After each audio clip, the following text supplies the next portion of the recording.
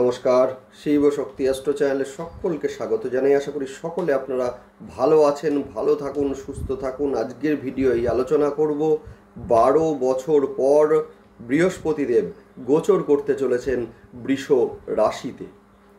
সুতরাং মূলত কর্কট রাশি এবং লগ্নের জাতক জাতিকাদের কেমন কাটবে আগামী একটি বছর, সেই নিয়েই আজকের ভিডিওয় আলোচনা করব। সেই সঙ্গে থাকছে নাক্ষত্রিক বিশ্লেষণ এবং সেই সঙ্গে প্রতিকার। অবশ্যই আপনারা ভিডিওটিকে শেষ পর্যন্ত দেখতে থাকুন। বৃহস্পতির এই যে ট্রানজিট মূলত কর্কট রাশি এবং লগ্নের ক্ষেত্রে নবম স্থানের অধিপতি হচ্ছেন বৃহস্পতি, যিনি কিনা গোচর করছেন বৃষ রাশিতে, যেটা কর্কট রাশি এবং লগ্নের ক্ষেত্রে একাদশ স্থান, অর্থাৎ ভাগ্যস্থানের সঙ্গে একাদশ স্থান অর্থাৎ অর্থভাব যুক্ত হচ্ছে। নিঃসন্দেহে ভালো, এবং সেই সঙ্গে বলবো যে এই যে গোচর সেইটা যথেষ্ট শুভ ফল দিতে চলেছে।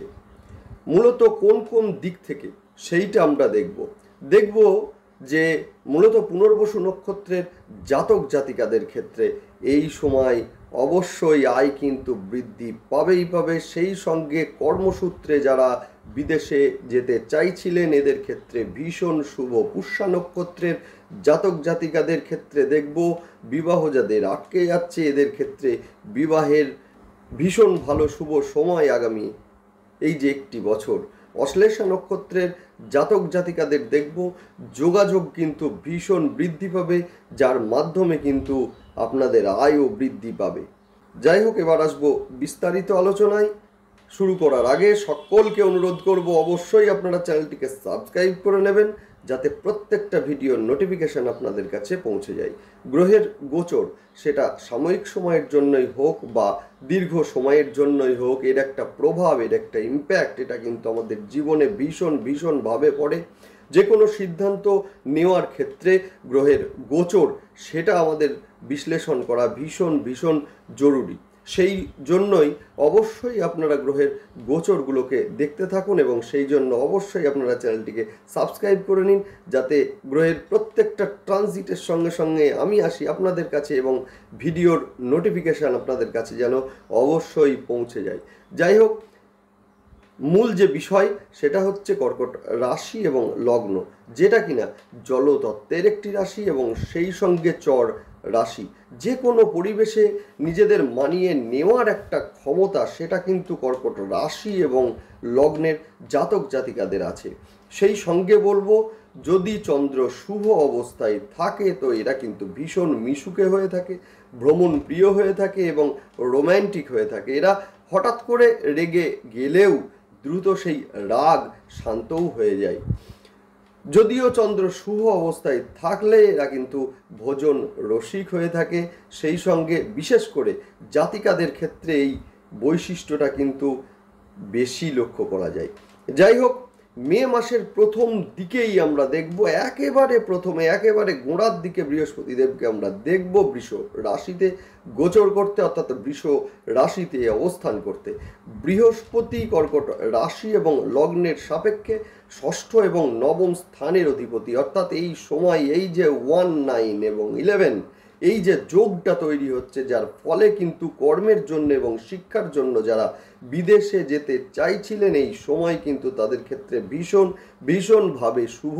সেই সঙ্গে বলবো বৃষ রাশি থেকে বৃহস্পতির পঞ্চম দৃষ্টি যেটা কিনা পড়বে কন্যা রাশির ওপরে, যে কন্যা রাশি মূলত কর্কট রাশির সাপেক্ষে মূলত থার্ড হাউস, অর্থাৎ কিনা এই যে এতদিন ধরে কেতুদেবের অবস্থান কন্যা রাশির ওপরে, যার ফলে কিন্তু যোগাযোগের ক্ষেত্রে একটা ডিস্টার্বান্স ছিল এবং সেই সঙ্গে ভাই বা বোনের সঙ্গে একটা মিসকমিউনিকেশন সেইটাও কিন্তু তৈরি হচ্ছিল। সেই জায়গাটা কিন্তু অনেকাংশে হ্রাস পাবে।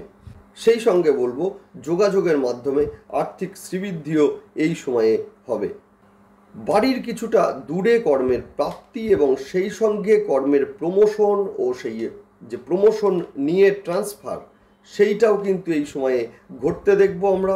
বৃহস্পতির সপ্তম দৃষ্টি বৃশ্চিকের ঘরে পড়ছে, যে বৃশ্চিক আপনাদের হচ্ছে 5th হাউস অর্থাৎ কিনা পঞ্চম ঘর, যেটা সন্তান প্রাপ্তি এবং সন্তানকে নির্দেশ করে, অর্থাৎ সন্তানের প্রাপ্তি এবং সন্তান নিয়ে যে দুশ্চিন্তা সেইটা হ্রাস অবশ্যই এই সময়ে পাবে। সেই সঙ্গে আমরা দেখব যে এই সময় যে কোনো প্রতিযোগিতামূলক যে এক্সামগুলো আছে সেই এক্সামে কিন্তু সন্তানের সাকসেস এইটাও কিন্তু আগামী 1 বছরে আমরা লক্ষ্য করব। বৃহস্পতির নবম দৃষ্টি মকর রাশিতে পড়ছে, যে মকর কিন্তু কর্কটের সাপেক্ষে সপ্তম ঘর, অর্থাৎ যার ফলে কিন্তু মূলত 1, 5, 7 এবং 11 এই যে যোগটা হচ্ছে, অর্থাৎ যারা দীর্ঘদিন ধরে প্রেমের সম্পর্কে জড়িয়ে ছিলেন এদের ক্ষেত্রে কিন্তু সেই প্রেম মূলত পরিণতি পেতে চলেছে।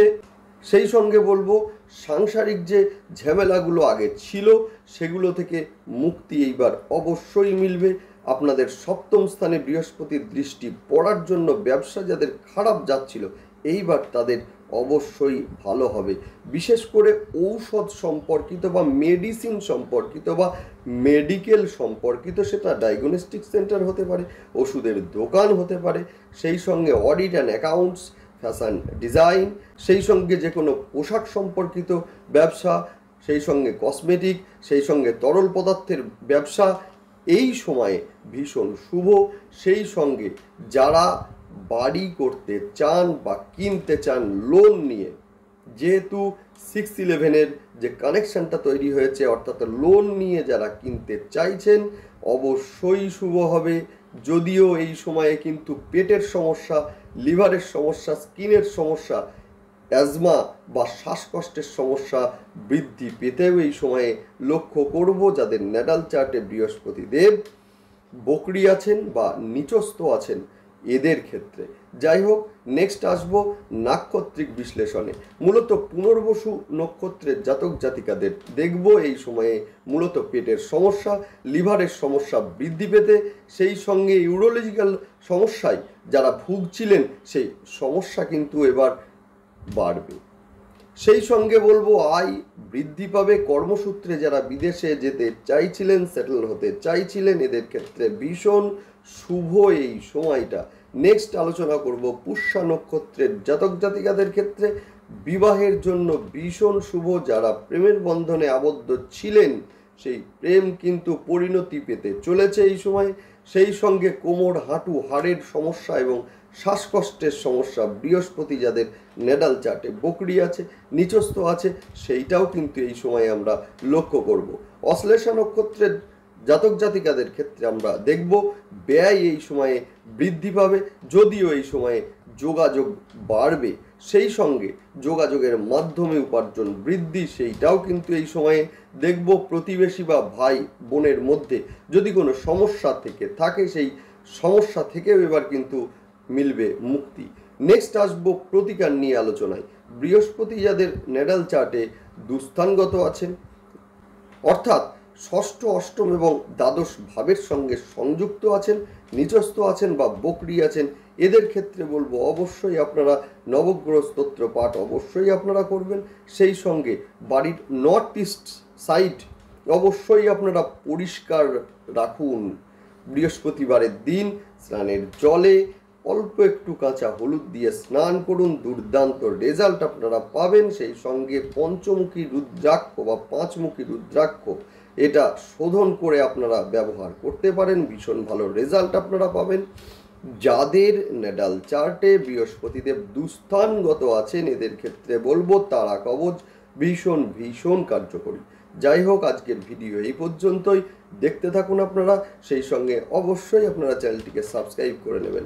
ভালো থাকবেন, নমস্কার।